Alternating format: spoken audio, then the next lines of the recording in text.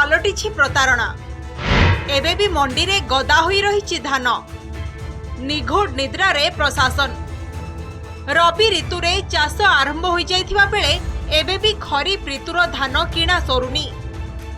जाजपुर जिले में धान किणा रे व्यापक अव्यवस्था। जिलार विभिन्न मंडी रे एबे भी गदा होई रहिछि धान बस्ता। केउठी अदिनिया वर्षा और कुआपथर माड़े धान गजा हेलानी तो केउठी ओदा धानरू पानी छाणुछंती चाषी।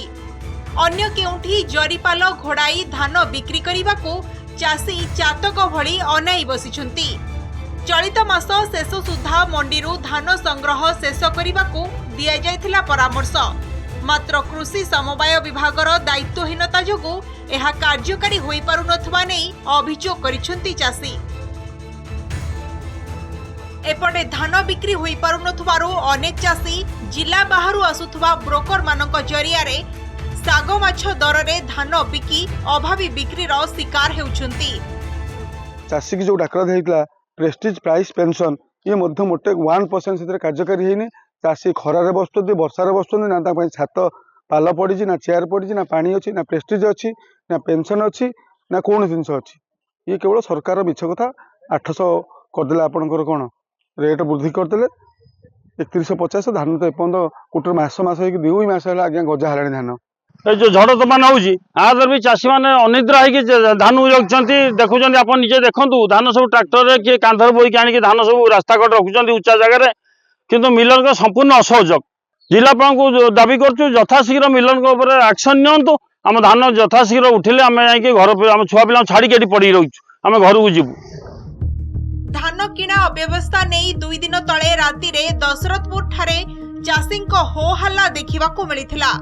रास्ता रे धान बस्ता रखी रास्ता अवरोध करने सह विक्षोभ प्रदर्शन करथिले चाषी। एबे ब्लॉक आगरे धारणा देबाकू प्रस्तुति चलीछि। जिलार केतक कृषक संगठन बा चाषी नेता एहाकू प्रतिवाद करी बड़ धरणर आंदोलन पई अंटा भिड़िलेनी। जिलार केतक कृषक संगठन बा चाषी नेता एहाकू प्रतिवाद करी बड़ धरणर आंदोलन पई अंटा भिड़िलेनी।